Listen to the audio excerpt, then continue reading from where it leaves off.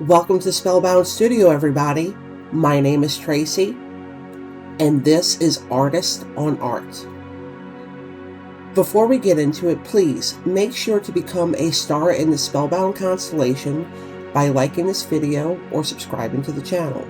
For further ways that you can support Spellbound Studio, please check the links in the description below. Thank you.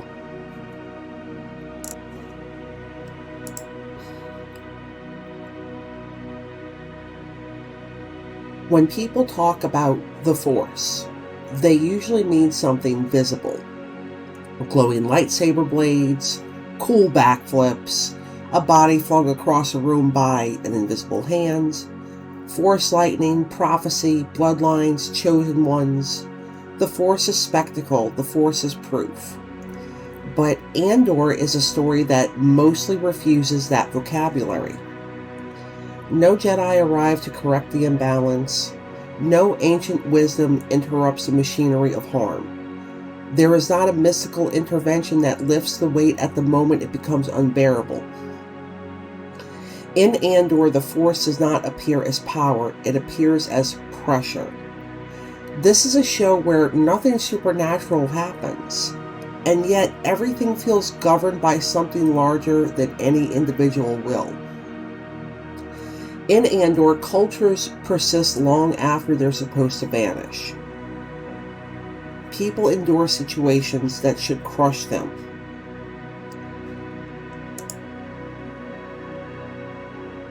Cultures persist long after they're supposed to vanish.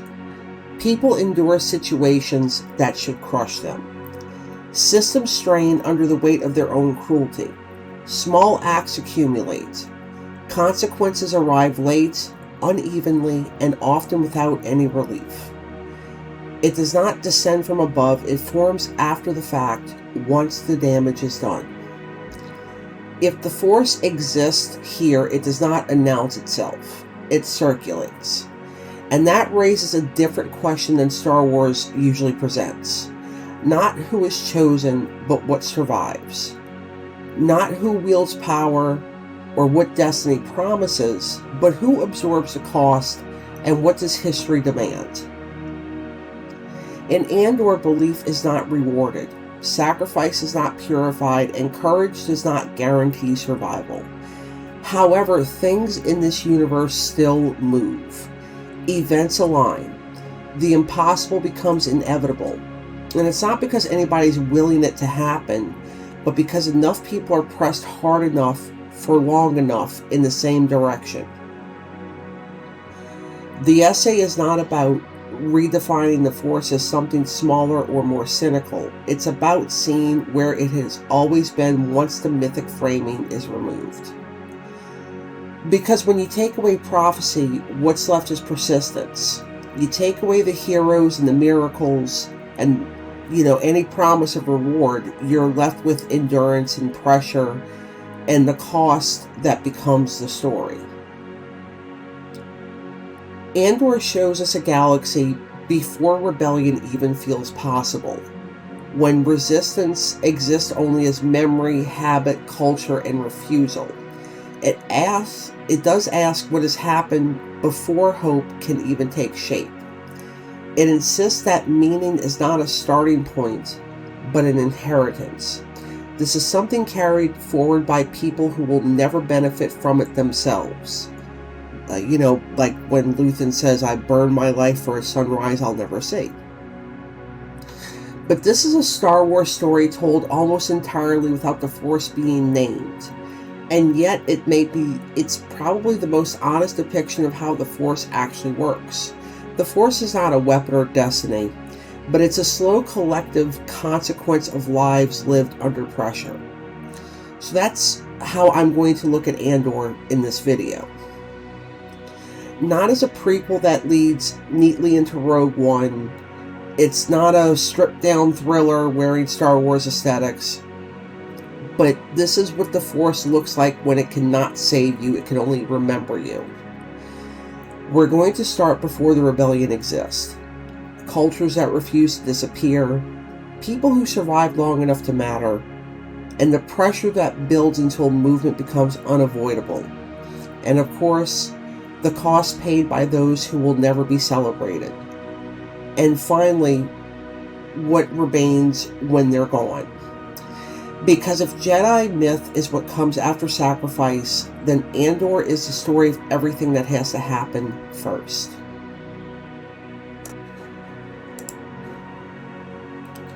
When people talk about the Force, they usually talk about the lightsabers, the Jedi leaping impossibly high, or the Sith hurling lightning with theatrical rage. The Force in most Star Wars stories is something visible, audible, and unmistakable. It announces itself. Even when characters talk about the balance of the Force, destiny, or spiritual connection, what we're shown is dominance, the ability to bend reality through their will. But Andor strips just about all of that away. There's no glowing blades or supernatural duels. There's no moments where the camera pauses so we can admire a display of Force mastery. I mean, at first glance, it feels like the Force doesn't really exist in Andor. Like Andor is a political thriller that happens to take place in the Star Wars universe rather than a Star Wars story itself. But that absence is the point. Because Andor is not removing the Force, it's returning it to its most fundamental form.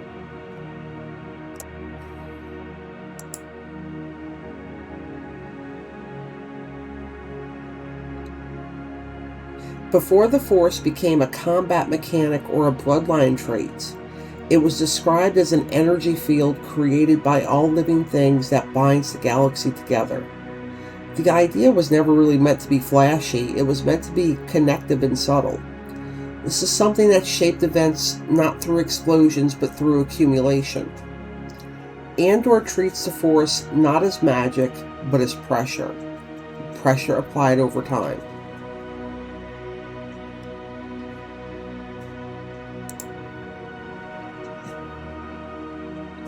In Andor, the Force does not lift objects, it lifts burdens until they become unbearable.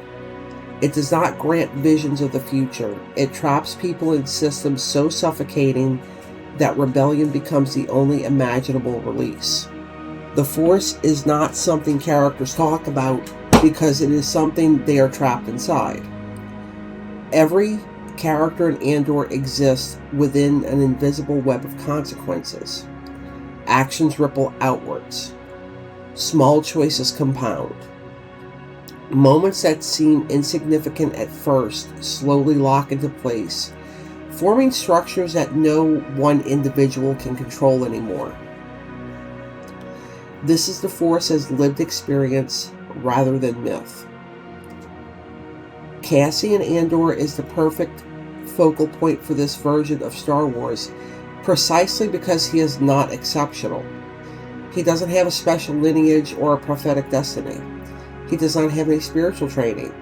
He doesn't even really start the series with a belief in rebellion as an idea. Cassian believes in staying alive and avoiding attention. He believes in running when the cost of staying becomes too high. And for a long time, that works.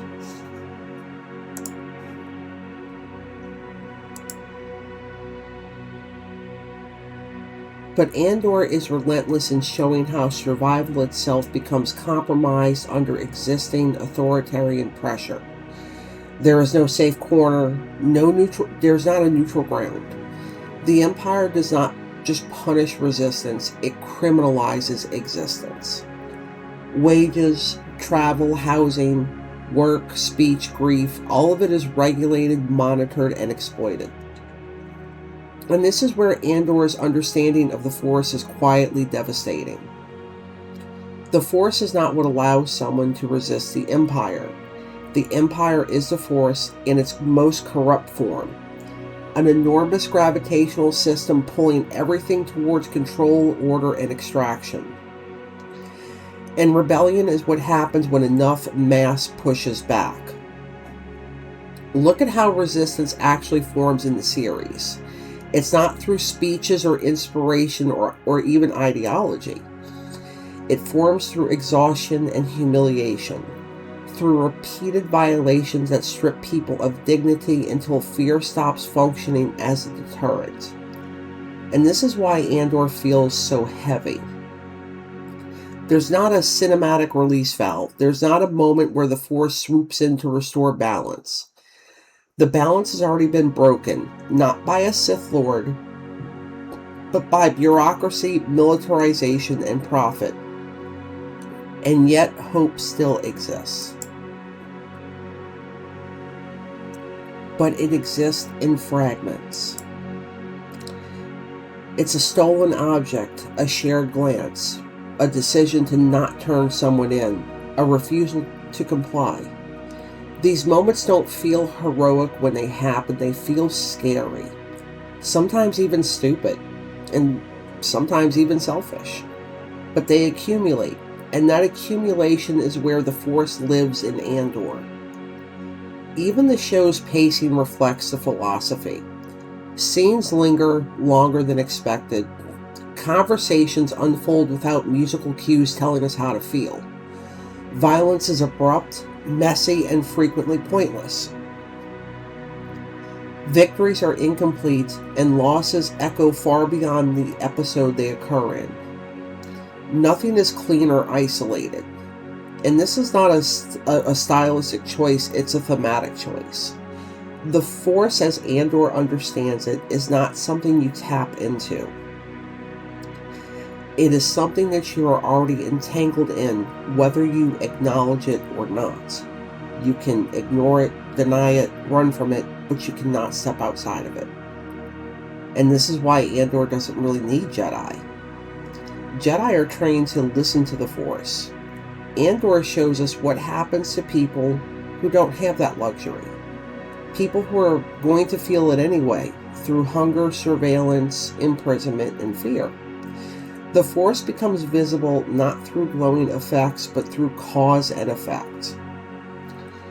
By the time characters begin to act selflessly, it's not because they've been inspired by hope. It's because despair has removed every other option. And that may be the most unsettling idea that Andor presents. That rebellion is not born from optimism, but from inevitability. That's when systems become oppressive enough.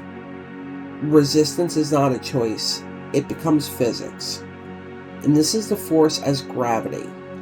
And once you look at it that way, the absence of lightsaber stops feeling like a loss. It starts to feel like clarity.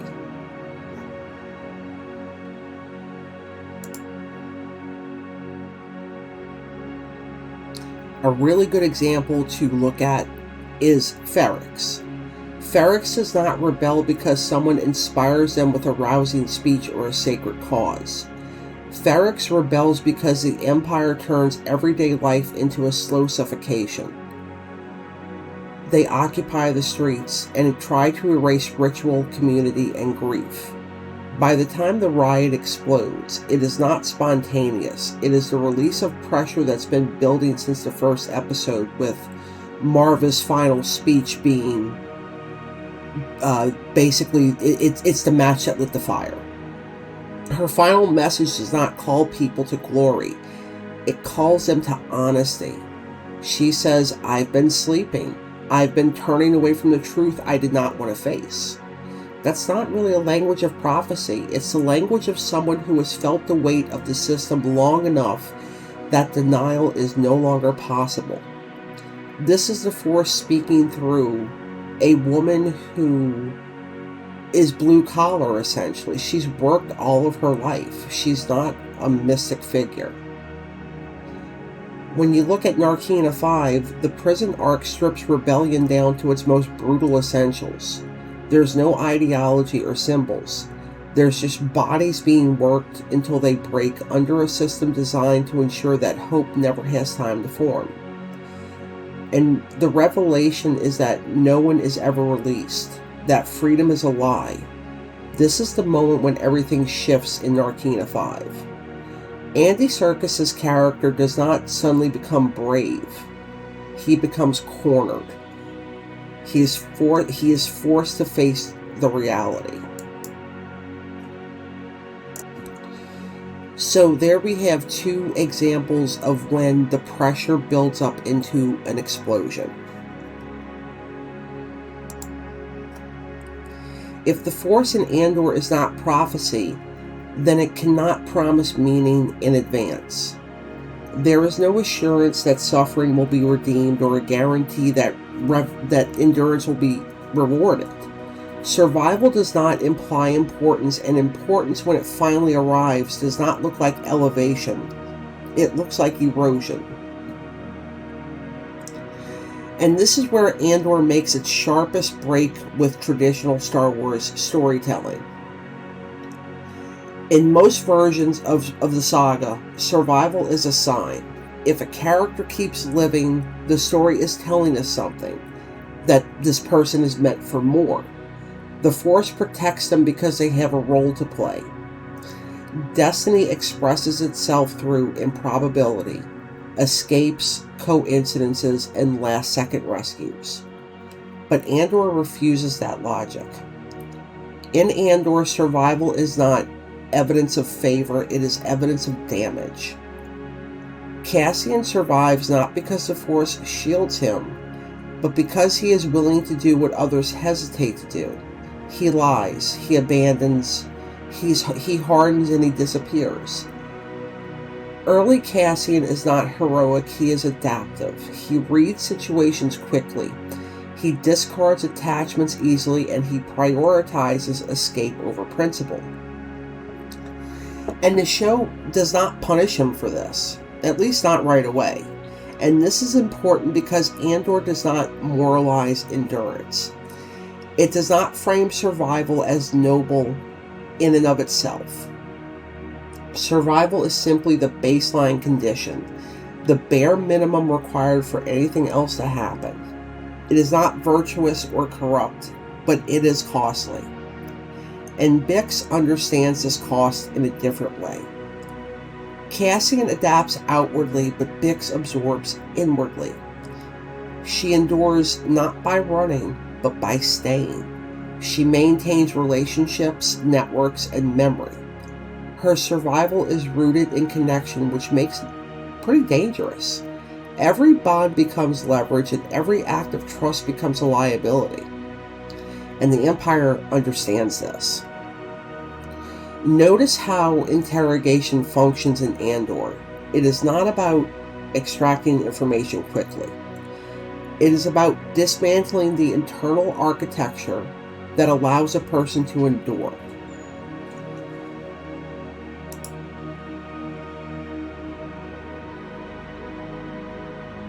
Pain is not the point. Isolation and disorientation is. The goal is not confession, it is collapse. When Bix does break, the show does not frame it as failure, it frames it as physics. A body can only hold so much pressure before something gives. Endurance is not infinite. The Force does not intervene to strengthen her resolve or numb her suffering. What survives afterwards is altered, quieter, fragmented, but still present. Survival here is not restoration, it is remainder.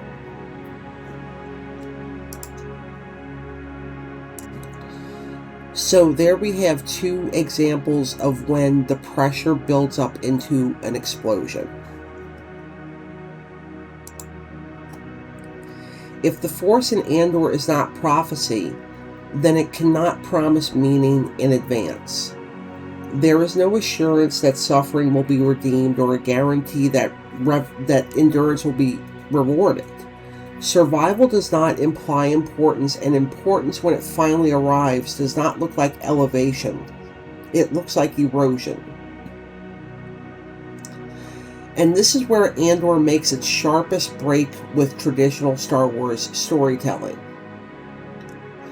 In most versions of the saga, survival is a sign. If a character keeps living, the story is telling us something, that this person is meant for more. The Force protects them because they have a role to play. Destiny expresses itself through improbability, escapes, coincidences, and last-second rescues. But Andor refuses that logic. In Andor, survival is not evidence of favor, it is evidence of damage. Cassian survives not because the Force shields him, but because he is willing to do what others hesitate to do. He lies, he abandons, he hardens, and he disappears. Early Cassian is not heroic, he is adaptive. He reads situations quickly. He discards attachments easily, and he prioritizes escape over principle. And the show does not punish him for this, at least not right away. And this is important because Andor does not moralize endurance. It does not frame survival as noble in and of itself. Survival is simply the baseline condition, the bare minimum required for anything else to happen. It is not virtuous or corrupt, but it is costly. And Bix understands this cost in a different way. Cassian adapts outwardly, but Bix absorbs inwardly. She endures not by running, but by staying. She maintains relationships, networks, and memory. Her survival is rooted in connection, which makes it pretty dangerous. Every bond becomes leverage, and every act of trust becomes a liability. And the Empire understands this. Notice how interrogation functions in Andor. It is not about extracting information quickly. It is about dismantling the internal architecture that allows a person to endure.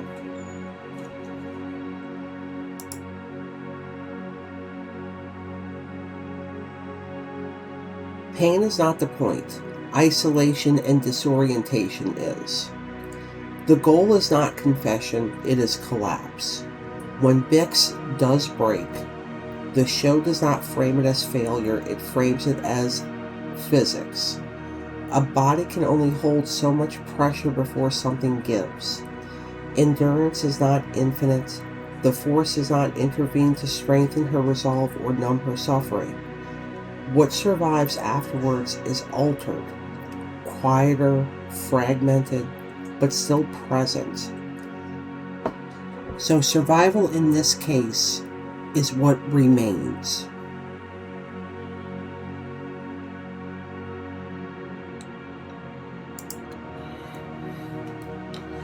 Mon Mothma endures from the opposite end of the social spectrum, but the mechanics are the same. She is insulated from physical danger, but not from corrosion. Her survival requires constant compromise, financial maneuvering, emotional withdrawal, and calculated exposure. She trades safety in one domain for vulnerability in another. Her family becomes a bargaining chip, and her values become abstracted, delayed, and deferred. Mon Mothma survives by sacrificing the very things that once made her resistance meaningful. This is endurance as slow self-betrayal, not because she lacks conviction, but because conviction alone cannot operate inside of the system that she inhabits. Every choice she makes preserves the possibility of rebellion while hollowing out her present life. The Force here does not push her forward, but it puts her in place. Melshi, Kino, and the prisoners on Narkina 5 present yet another axis of endurance. And this is survival stripped of illusion. The prison does not rely on ideology or loyalty. It relies on repetition. Time is flattened, and days are indistinguishable. The body becomes a unit of production, and hope is engineered out of the environment. But still, something remains. Not belief, but coordination. The prisoners endure because the burden is shared. Alone they are manageable, and together they become volatile. Kino's transformation is not a spiritual awakening. It is a structural realization. He understands the system well enough to see its flaw. This is one of Andor's most radical propositions. that endurance becomes dangerous only when it stops being private. But the show does not romanticize the moment. Kino survives long enough to matter, and then he cannot escape the consequence of that survival. His body has carried him to the edge of possibility and no further. He can't swim, he does not leave the prison, and the Force does not lift him across the gap. And this cost him his future. And this is a pattern that repeats across Andor. Those who endure do not emerge cleaner. They are thinner, they're stripped down and reconfigured. Survival does not prepare them for triumph, it prepares them for expenditure. Even Cassian's arc follows this logic with ruthless consistency. Each act of endurance narrows him more and more. Each escape removes another option for return. He does not become more himself as he survives. He becomes less available to the person he once was. And the show never pauses to reassure us that this is worth it. There is no narrative voice saying that this pain will matter later. Instead, Andor asks a harder question.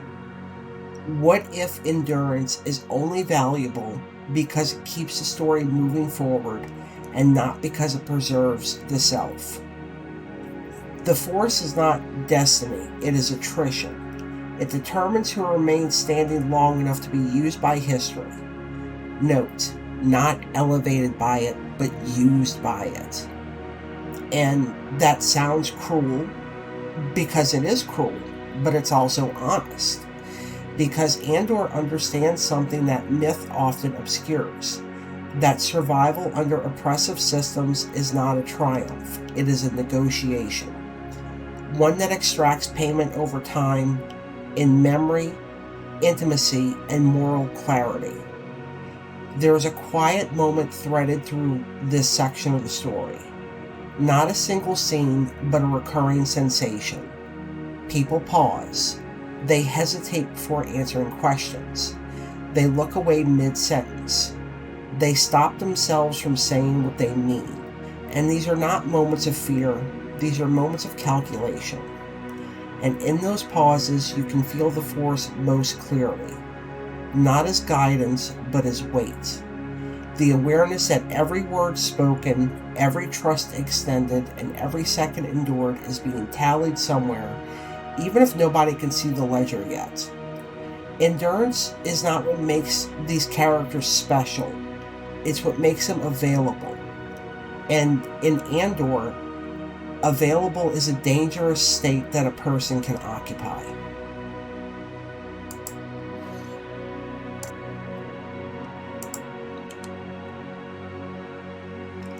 Up to a certain point, endurance in Andor is personal. It lives inside of bodies, choices, and silences. It accumulates quietly. Survival is a private negotiation between a person and the conditions pressing against them. Even when characters are connected, their endurance still feels individual and fragmented.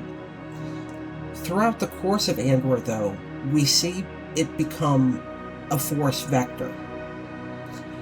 Pressure does not disappear when it is endured. It redistributes. And when people are enduring the same thing under the same conditions, pressure starts to move. Not upwards, not outwards, but sideways. This is one of the most important reframings that Andor offers. Rebellion does not begin with belief, it begins with compression. The Empire does not fall because people suddenly wake up. It destabilizes because it applies force uniformly, efficiently, and with confidence. It assumes pressure can be infinite without consequences. Ferrix is a clear example of this logic.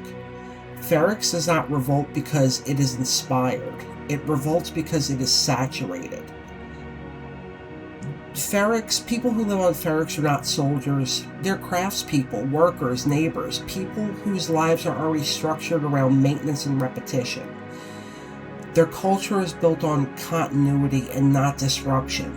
And that matters because when pressure is applied to a culture that values continuity, it does not shatter immediately. It absorbs, remembers, and waits.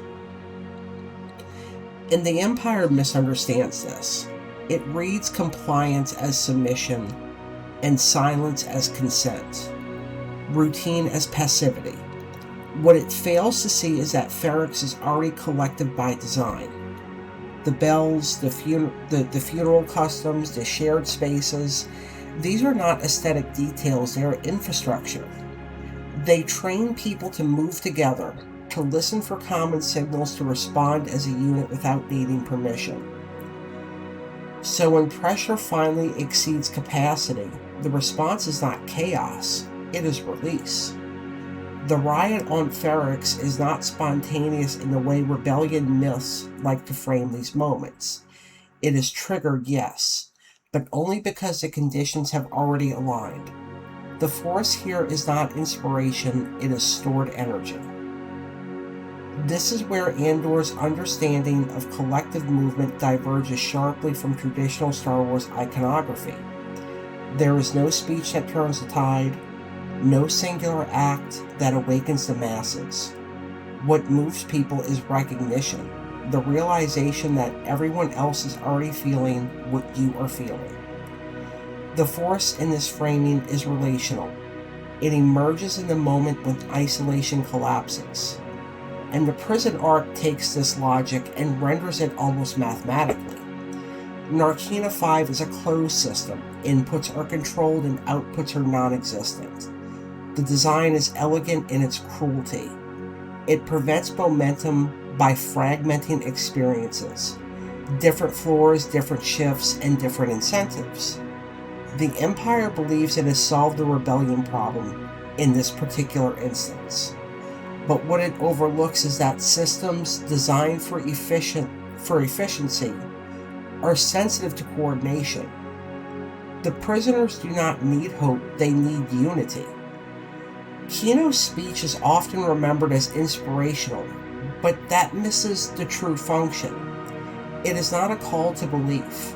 It is a confirmation of alignment. He is not creating the momentum. He is acknowledging that it already exists. One way out is not a metaphor. It is logistics. The force in this moment is not spiritual uplift. It is the sudden conversion of stored endurance into kinetic action. Bodies move because they can no longer remain still without breaking. And notice what the show does not give us here. There is no assurance of success or framing that guarantees a moral victory. The escape worked because enough people commit to it simultaneously, and not because it is sanctioned by fate. Some survive and some do not. Momentum does not discriminate. And this is a crucial discomfort that Andor does not smooth over at all. Once endurance becomes collective, it stops being personal. The moral calculus changes. Individuals are swept into trajectories that they did not design and cannot control.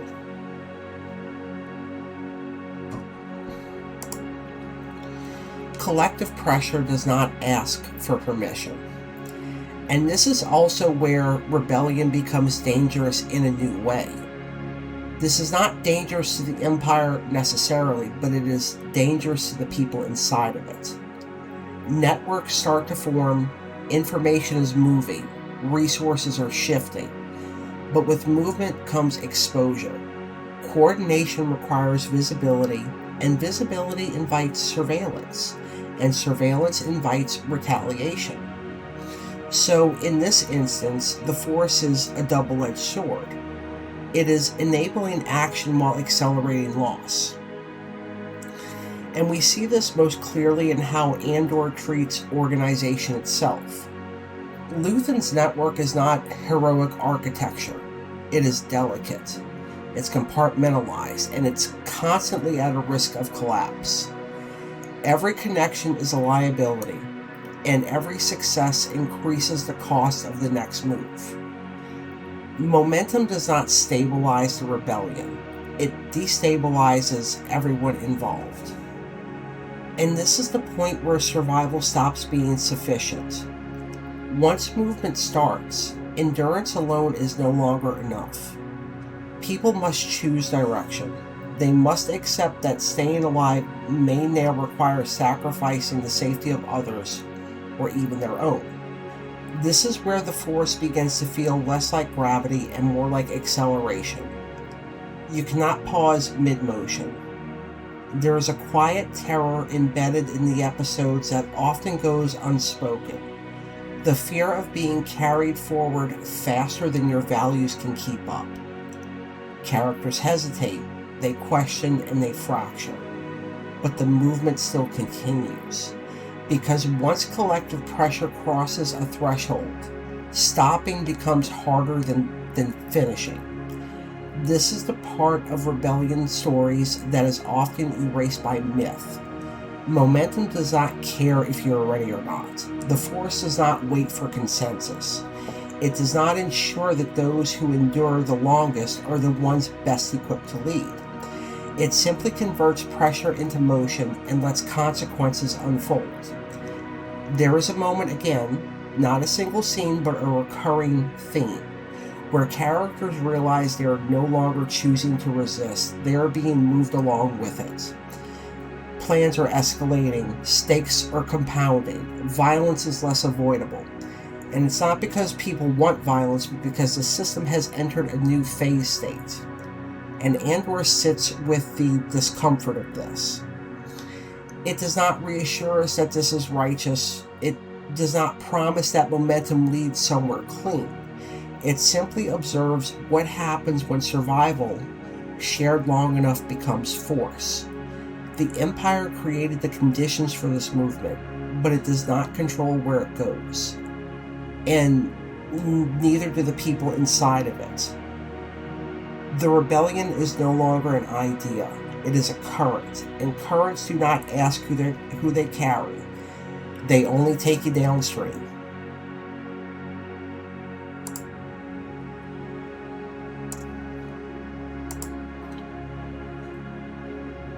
So now the question is, what does the Force demand when it offers no reward? Up to a certain point, Andor allows us distance.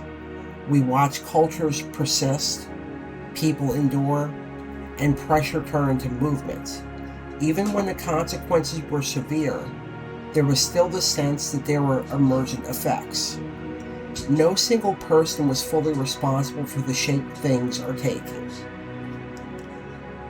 But Andor insists that momentum does not absolve agency. Once survival becomes movement, someone has to decide how it's used.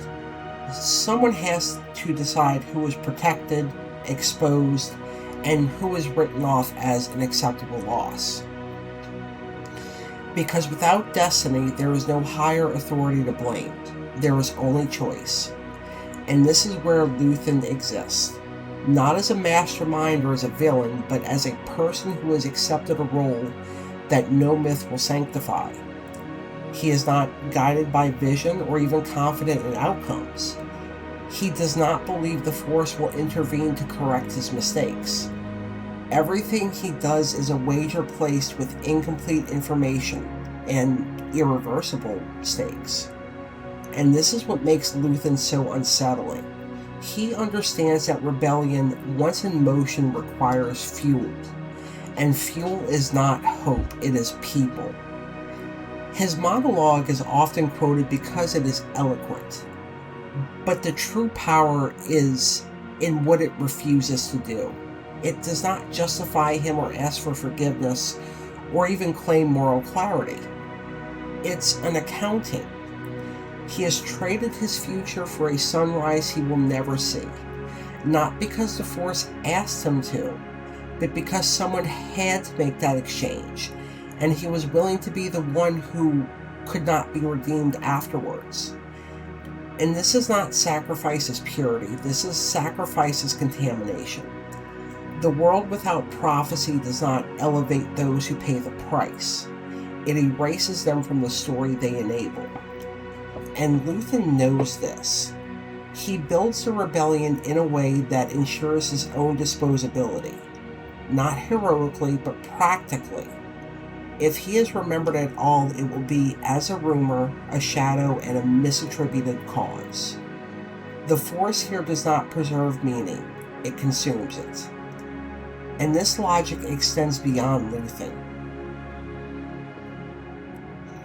Every moral erosion we witness in Andor follows the same rule.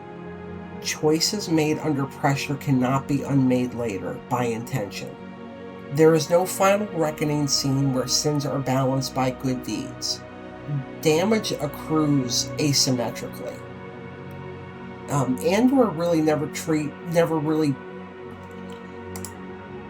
Think about how Andor treats the idea of necessary evil. It never really resolves it. Characters do not become more comfortable with their compromises over time. They become more efficient at living with them. The cost does not disappear, it just goes underground. And this is where Mon Mothma's arc sharpens. The sacrifices that she makes are not dramatic, they're procedural. She does not choose between good and evil. She chooses between different kinds of wrong. She knows that whichever path she takes will foreclose others permanently. The rebellion does not make her more free, it makes her more lonely. And again, the Force does not intervene. There is no sense that she is being guided towards the least harmful outcome. She is operating in a fog where clarity is a luxury that she cannot afford. And this is what Andor means by a world without prophecy. This is a world where moral calculus is performed without a divine audit. No one is keeping score except for history, and history is very much uninterested in intention. The most devastating aspect is not the violence or the betrayal, it's the irreversibility. Once certain lines are crossed, there is no return to earlier versions of the self. Characters cannot say, I did this so that later I could become good again. The narrative does not allow that particular escape hatch. And the Force does not promise restoration, but it does promise continuity. And this is where Andor quietly dismantles one of the most comforting assumptions of mythic storytelling. That suffering, if endured long enough, will eventually reveal its purpose. But in Andor, suffering reveals only consequence. And consequence does not ask if the cause was just or not. There is a brief, almost unbearable stillness threaded through Andor. The moments where characters seem to sense that they have passed the point of no return, even if they cannot articulate it yet. It's a pause before a decision, a look that's been held for a long time, a sense that trails off.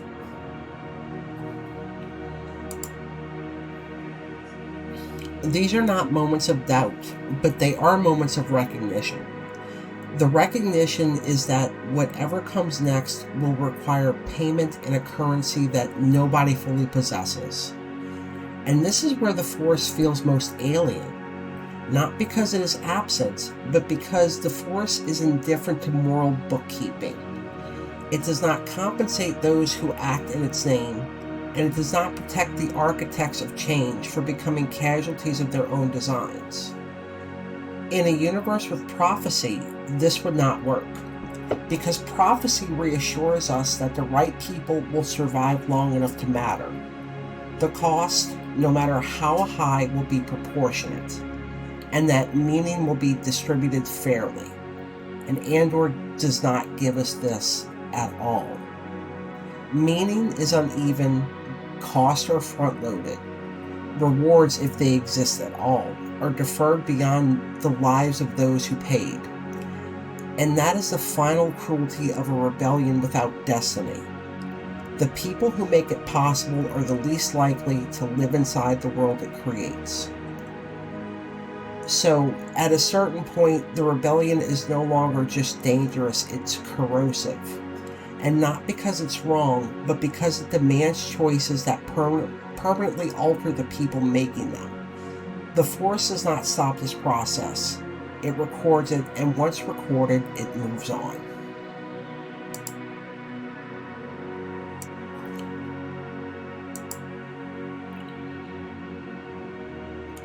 So now we come to who carries the meaning forward. By the time Rogue One begins, everything important has already happened. And that is the first thing to understand if we're going to place all of this correctly inside of the Andor universe.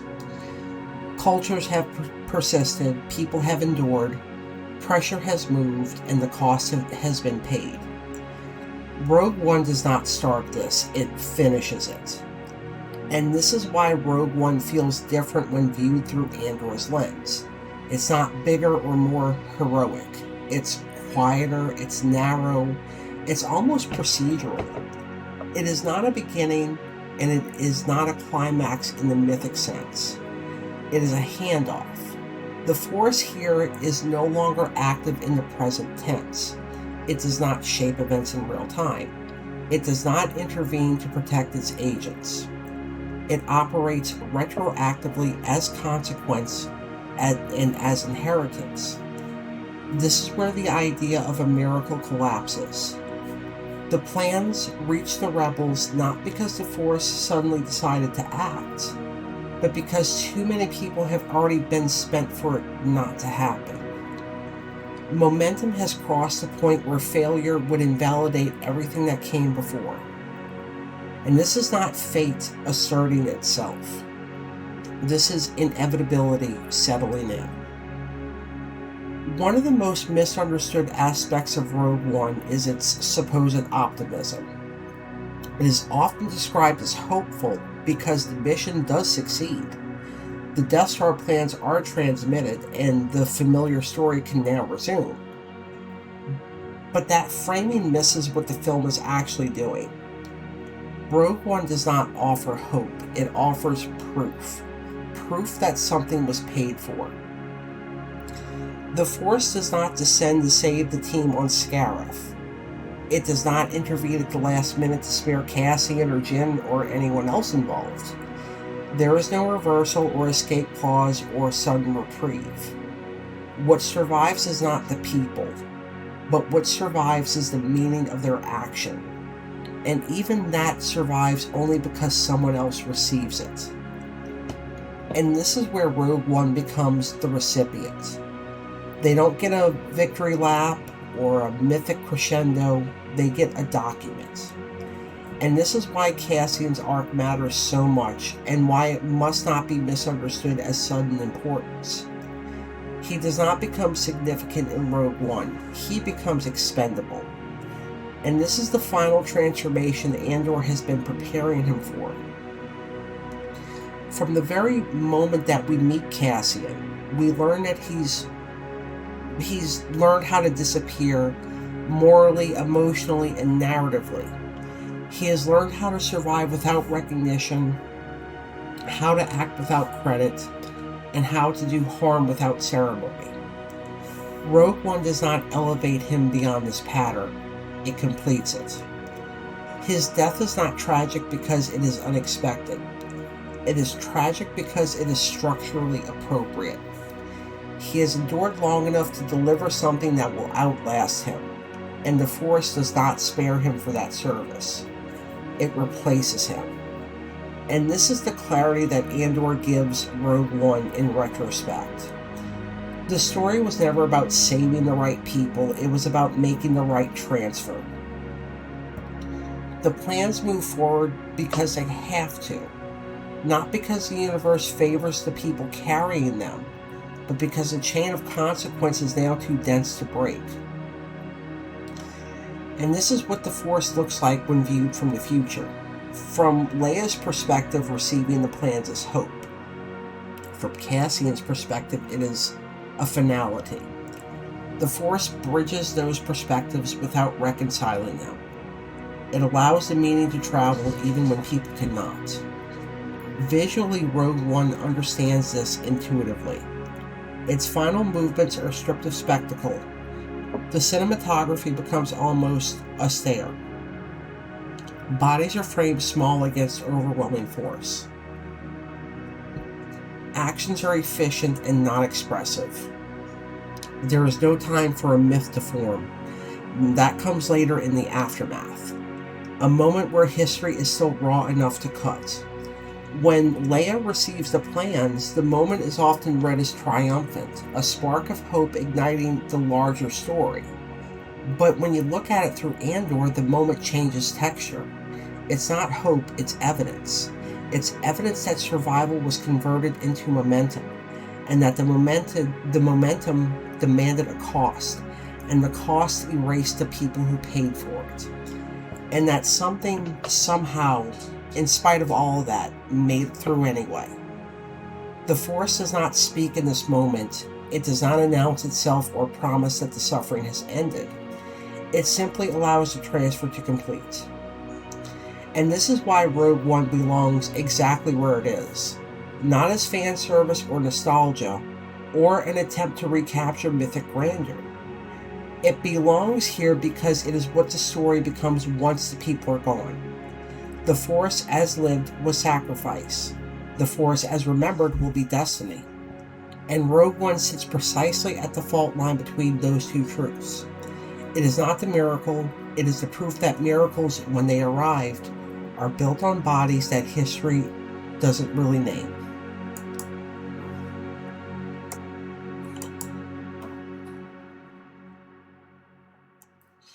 In conclusion, myth does not arrive first.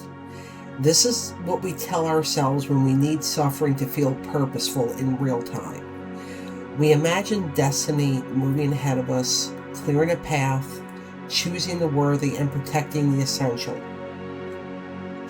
We imagine the Force as something that acts on the present rather than something that is shaped by it.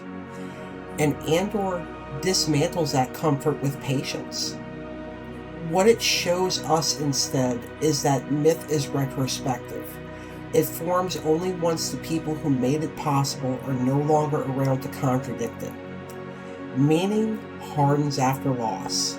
Symbols become clean only when the blood has dried. And this is why the Jedi myth is not erased by Andor. It is earned by it. From the future, the Force looks intentional. It looks like destiny, and it's a story that knew where it was going all along. But from inside the present, from Ferrix, Aldhani, Narkina 5, quiet rooms where impossible choices are made without witnesses, the Force does not look like guidance. It looks like endurance, pressure, and cost. It looks like people surviving long enough to pass something forward without knowing what it will become. And this is the great reframing that Andor actually offers. That the Force is not absent just because it is invisible. It is operating at a scale too large to feel merciful to individuals. It does not rescue or reward. It does not promise that those who suffer will be remembered correctly or even at all. It simply allows meaning to persist beyond the people who carried it. By the time that we reach the familiar myth, the Jedi, the prophecy, the chosen figures, the hard work has already been done. The rebellion has been paid for in advance by people who will never be named in the stories that follow. The Force did not save them, but it did remember them. And remembering is not perfect. It is symbolic and simplified. But it's not nothing. Myth is how the future learns to speak about the past without being crushed by it. And this is why Leia receiving the plans matters. Not because it's hope, but it's confirmation. It's confirmation that hope costs something, and that meaning survives even when people do not. It also confirms that the Force, when seen from the future, looks like destiny exactly because the present was unbearable. The Force as lived is sacrifice, and the Force as remembered is story. Andor insists that we sit with the distance between those two truths, not to resolve it, but to respect it. Because if myth comes first, suffering becomes decoration. But if myth comes after, suffering becomes the foundation. And the Force itself, quiet, indifferent, and enduring, becomes not a promise that everything will be okay, but a record that someone, somewhere, paid the price so that the story could even continue at all. Alright, my stars, thank you so much for spending time with me today. And until the next video, may the Force be with you.